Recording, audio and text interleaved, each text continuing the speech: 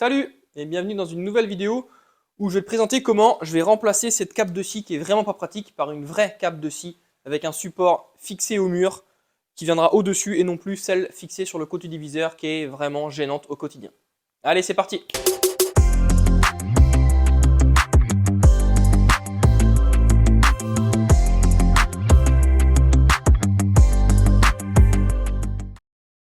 Alors une fois n'est pas coutume, j'ai pas fait de plan pour ce projet. Je vais vraiment y aller freestyle. Je vais surtout faire en fonction de ce que j'ai dans l'atelier, je vais regarder. Donc ce sera au fur et à mesure, je vais avancer petit à petit, à tâtons, en fonction de ce que je trouve dans mon atelier, si ça marche, si ça fonctionne pas. Donc voilà, voilà juste à peu près ce que j'ai en tête. Donc mon but ça va être quoi? Ça va être du coup de mettre une platine ici, sur le mur, avec un tube en acier. Voilà, à l'intérieur je pense je vais mettre un tube plus petit.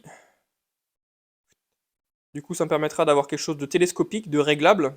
Comme ça, je pourrais le régler exactement à la distance que je souhaite du mur. Comme ça, si dans l'avenir, je souhaite bouger ma scie, eh bien, je pourrais toujours le régler. Ce ne sera pas quelque chose comment dire, de fixe. Je vais mettre un système. Je vais sûrement souder un écrou ou quelque chose ici avec un boulon pour pouvoir venir bloquer cette barre à l'intérieur de l'autre.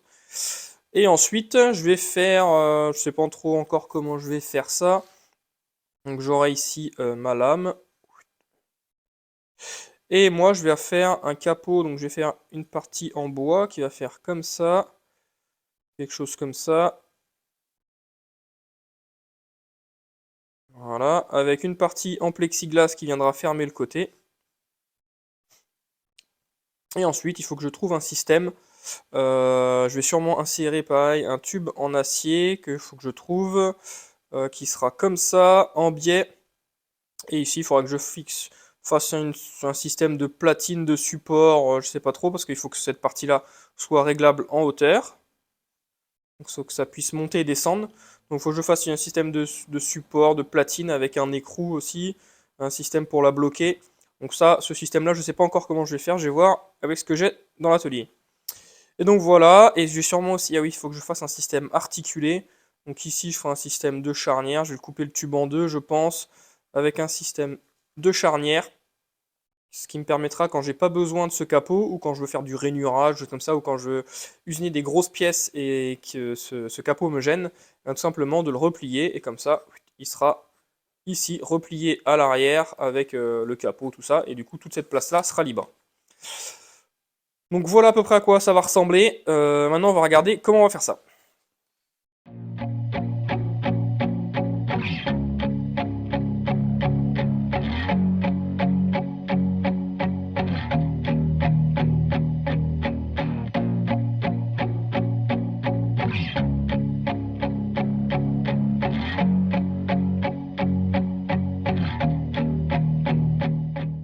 Bon voilà, j'ai regardé un petit peu ce que j'avais, j'ai sorti ce qui devrait m'être utile. Ça j'ai trouvé ça, c'est de la récup, c'est deux tubes. Celui-ci il fait la cote intérieure de celui-ci et du coup ça coulisse super bien. Voilà, c'est beaucoup trop long donc je vais les recouper, mais au moins j'ai mes deux tubes. Là j'ai retrouvé plusieurs fers plats qui vont me servir à faire ma platine pour la fixer au mur. J'avais plein de fers plats aussi, là, de différentes tailles, différentes épaisseurs, pour faire de ce côté-là le système pour fixer ma cape. Donc on va regarder ce que j'ai pour la partie, donc le tube qui me servira d'aspiration, lui. Donc j'ai trouvé différents tubes, je vais voir si ça passe ou pas, parce que ça fait combien? Ça fait 50 intérieurs, enfin le tube fait 50 intérieurs. Et du coup, ça c'est trop petit, ça c'est du 40, ça va pas le faire. Ça c'est pareil, c'est un peu petit, et puis c'est trop large. Et puis ça c'est trop gros. Malheureusement, je vais pas avoir de tube d'une dimension qui va bien aller. Donc ce que je vais faire, c'est que je vais en fabriquer un. J'ai de la tôle ici.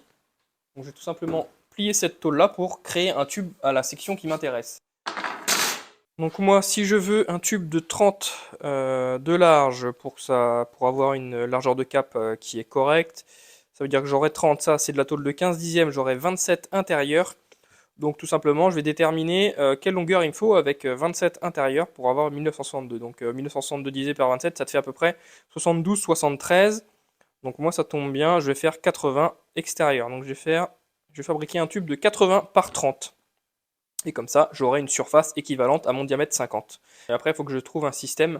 Je vais fabriquer un cône ou je ne sais pas comment je vais faire encore pour transformer ce tube rectangulaire en tube rond pour pouvoir connecter mon tuyau flexible. Donc voilà, on va faire comme ça. Alors ça, c'est un projet, je ne sais pas exactement comment je vais faire, j'ai bien 2-3 idées. Mais vraiment, là, tu vas voir dans ce projet-là, je vais t'emmener avec moi dans mes démarches de création, de fabrication de choses comme ça, où je vais vraiment en fait aller petit à petit, je vais déterminer les contraintes que j'ai, et en fait, je vais avancer à tâtons, je vais commencer par faire mon bras, après en fonction du bras, comment je vais l'adapter, je vais faire mon système de fixation de mon tube d'aspiration, de ma cape, etc. Donc déjà, on va regarder comment je vais fixer ça sur le mur.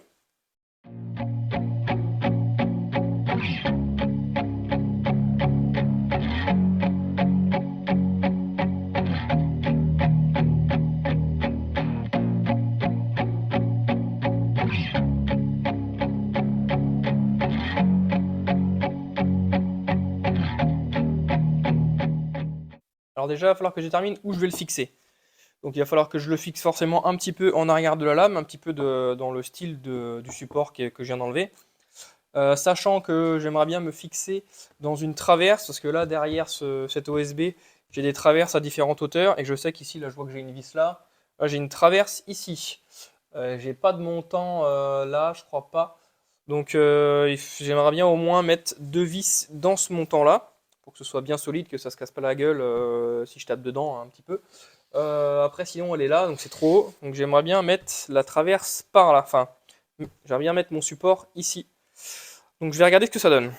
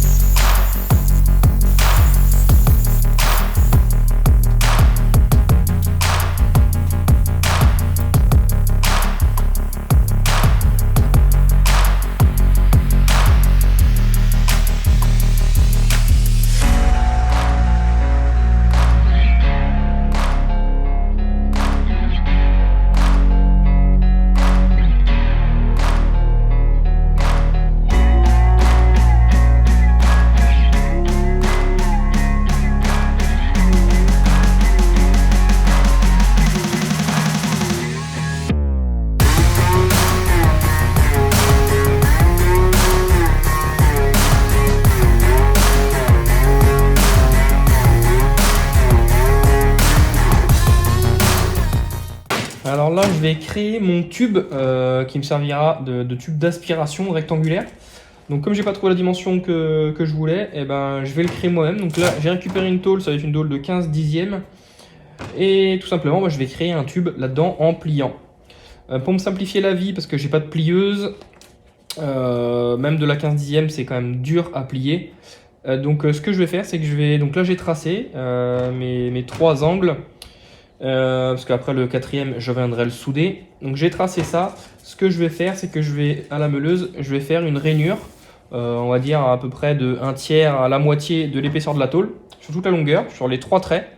Et comme ça va me fragiliser ma tôle à cet endroit-là, et elle sera beaucoup plus facile à plier. Donc on fait ça. Et en fait, je me sers d'un fer plat que j'ai pour bien me mettre sur le trait. Et en fait, je vais mettre mon disque en appui sur le fer plat, et comme ça je suis sûr de faire un trait, enfin une rainure bien droite. Allez, c'est parti.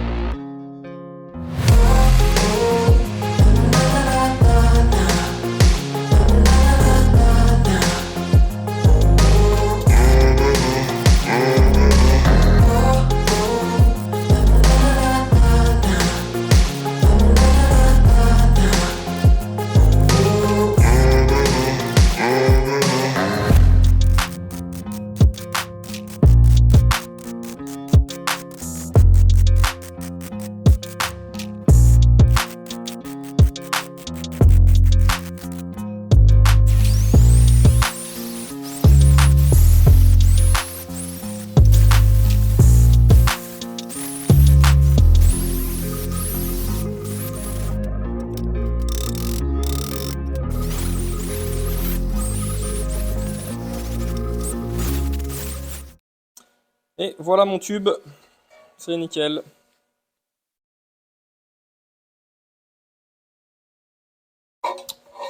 Donc maintenant que mon tube est fait, il va falloir que je trouve un moyen de le fixer sur celui-ci et qu'il soit réglable. Moi, je veux pouvoir l'avancer, le reculer, enfin plutôt le monter et le descendre.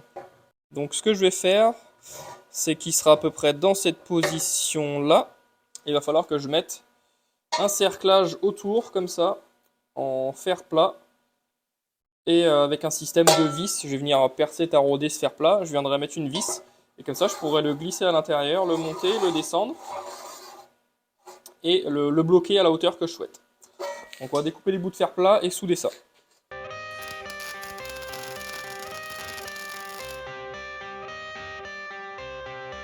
I got the cash in the bag, stadium packed. Born a rock star in this life, gonna live it up on the attack. Baby, I'm bad, I just wanna get caught up in this life. I'm crazy, I'm mad, doing no cap. Only God wants you, better go live it up. Cash in the bag, stadium packed. Baby, I'm bad, yeah. Baby, I'm bad.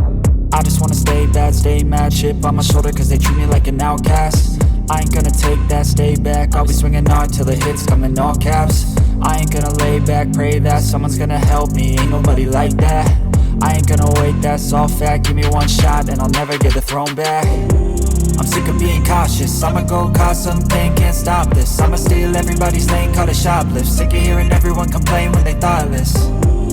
Taste the pain, it's like candy canes. It makes me go change into a better frame, into a better name. Society's insane, we all live for fame, yeah. Cash in the bag, stadium packed. Born a rock star in this life, gonna live it up on the attack. Baby, I'm bad, I just wanna get caught up in this life. I'm crazy, I'm mad, do it no cap. Only God wants you, better go live it up. Cash in the bag, stadium packed. Baby, I'm bad, baby, I'm bad.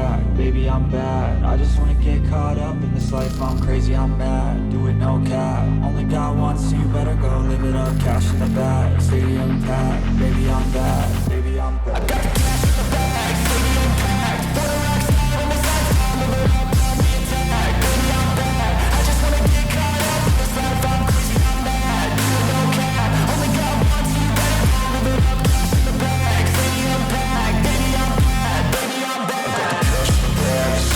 For the rocks out on the side, I'm living up on the attack. Baby, I'm bad. I just wanna get caught up in this life, I'm crazy, I'm mad. Do it, no cap. Only got one, so you better go live it up. Cash in the bag, stadium packed. Baby, I'm bad. Baby, I'm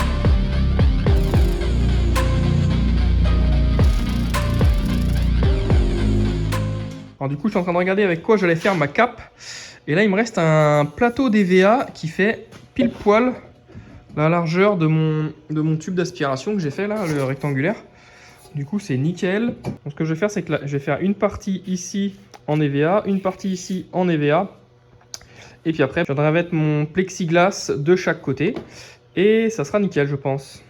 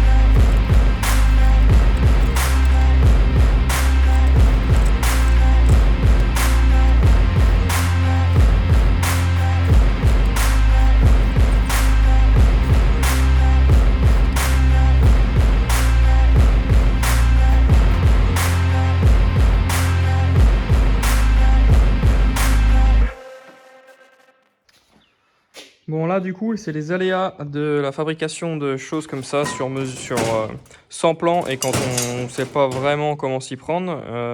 J'avais prévu de mettre une charnière, sauf que bon déjà la charnière que j'ai elle a trop de jeux. Mon système ici c'est pas idéal et je me retrouve avec beaucoup trop de jeux au niveau de ma charnière. Et puis ensuite je me suis dit que ça allait pas m'être très utile. comme mon tube il est télescopique, et bien tout simplement quand j'aurai besoin, quand ce capot me gênera, je le remonterai à fond et je le glisserai à fond dans mon autre tube. Donc je vais virer tout ça, je vais changer, je vais couper ce tube et je vais remettre un autre plus court. Comme ça la charnière va dégager et ce sera beaucoup plus rigide je pense.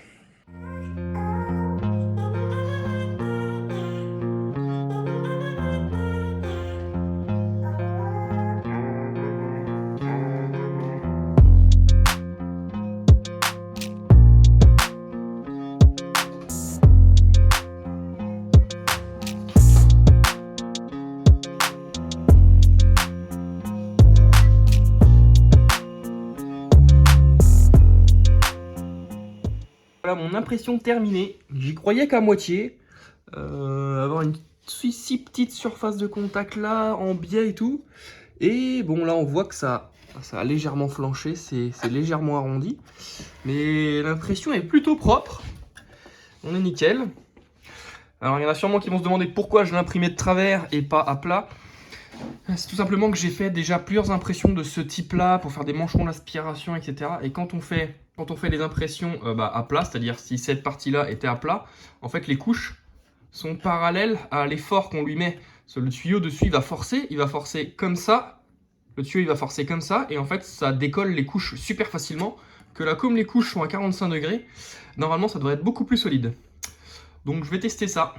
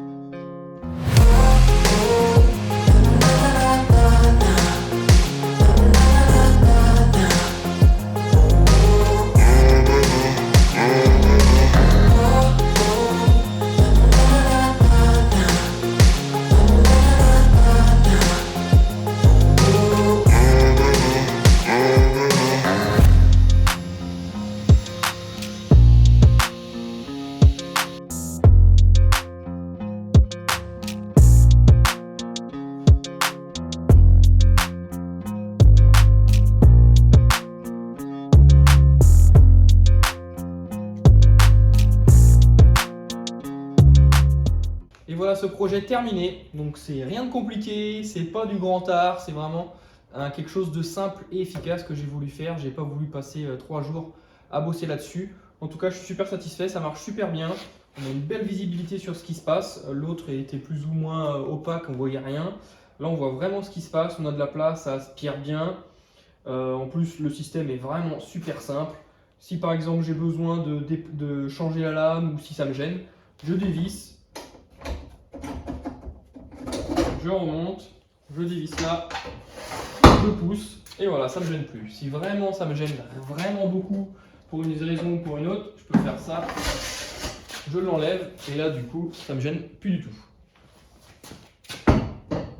J'ai fait une petite marque pour savoir rapidement où la régler. Tac, ici je sais que je suis bien réglé.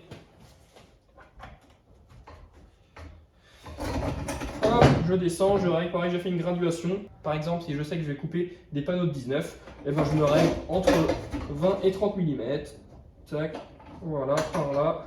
Pas besoin d'être très précis. Et là, je sais que j'ai entre 20 et 30 mm dessous. Là, j'ai 25 et là, j'ai 22, 23. Donc, c'est nickel. Donc, forcément, il y a un petit peu de jeu. Comme ça, c'est pas méchant. Comme ça va. Là, pareil. Après, ça reste forcément un petit peu flexible, comme il y a 1,20 m de portée. Mais sinon, ça marche super bien. J'aime bien ce type de projet où on fait un petit peu avec ce qu'on a sous la main. Là-dessus, j'ai pas fait de plan, voilà, comme je vous ai dit. Ça a été vraiment au fur et à mesure de la construction de celui-ci. J'ai apporté des améliorations, j'ai apporté des modifications. Je me suis dit ça fonctionne pas, c'est pas assez rigide, etc. J'ai viré mon articulation parce qu'au final, ça servait à rien avec mon système de bras télescopique. Là-bas, j'ai fait une petite jambe de force pour renforcer, c'était pas assez solide. Voilà, donc j'avais du bois, j'ai utilisé le bois, j'ai utilisé mon imprimante 3D pour ça, j'avais de la tôle, du tube. J'ai fait un petit peu avec ce que j'avais et le résultat me convient parfaitement. On verra plus tard pour faire une petite peinture, j'attends de voir un petit peu à l'utilisation si j'ai des améliorations à apporter, des choses à modifier. Et si tout va bien, je mettrai un petit coup de peinture pour finir tout ça. Ce système a plein d'avantages, notamment la possibilité de scier sans couteau diviseur. Quand on fait du panneau mélaminé, etc., du médium, en fait, tout ce qui est panneau dérivé de bois, il n'y a pas besoin de couteau diviseur, il nous gêne plus qu'autre chose. Donc ça, c'est bien. On peut toujours le mettre si on veut faire du bois massif, il n'y a pas de problème, il ne gênera pas non plus avec ce capot-là. Autre avantage, c'est que moi, mon capot précédent, il n'était pas assez long et il protégeait pas du tout comment ça s'appelle? Il protégeait pas du tout l'inciseur qui était ici. Et ça m'est arrivé déjà plusieurs fois sans faire attention, d'oublier qu'il y avait l'inciseur qui était là et en bougeant un panneau, de venir mordre dans l'inciseur. Là, au moins, je sais que je dois être derrière ce capot-là. Si je veux rien toucher, c'est top. Et même, c'est un peu dangereux parce qu'en plus, l'inciseur, il dépasse très peu. On a tendance à l'oublier, à pas le voir, et ça peut être dangereux de passer une main dessus. Donc là-dessus, c'est déjà beaucoup mieux. Autre avantage aussi, c'est quand on va faire des rainures, on peut conserver une protection au-dessus de la lame, ce qui n'est pas le cas quand on a le couteau diviseur, parce que forcément le couteau diviseur gêne, la cape gêne, donc on est obligé de l'enlever. Et c'est un petit peu dangereux parce que la lame, elle dépasse sans rien, et pareil, on peut, par une petite erreur d'inattention, et mettre les mains dans la lame de scie, que là, on est bien protégé pour ça. Autre avantage aussi que ça, je n'avais pas anticipé, qui est plutôt bien, c'est que quand je fais la découpe de petits assauts, on va dire de 15-20 mm, j'étais obligé de l'enlever parce qu'en fait le guide, et bien là, à partir de, on va dire de 20 mm, et ben il touchait ma cape. Que là, ce que je peux faire, je peux la décaler. Et j'ai encore de la marge. Là, je peux la décaler. Là, je mets à peu près la cape à 5 mm de la lame. Voilà. Et là, je peux emmener mon guide jusqu'à... Voilà, je suis à 15 mm. Et comment dire, je touche pas encore. Donc ça, c'est aussi un autre avantage parce qu'on va dire avant, dès que je coupais des tasseaux de moins de 20-25 mm, j'étais obligé de l'enlever parce qu'il me gênait. Que là, ça ne va plus me gêner. Donc voilà, je n'ai trouvé que des avantages à ce système. Pour moi, c'est une amélioration indispensable pour travailler en sécurité et avoir toujours une aspiration optimale. Voilà, allez, je vous dis à plus pour de nouveaux projets. Salut!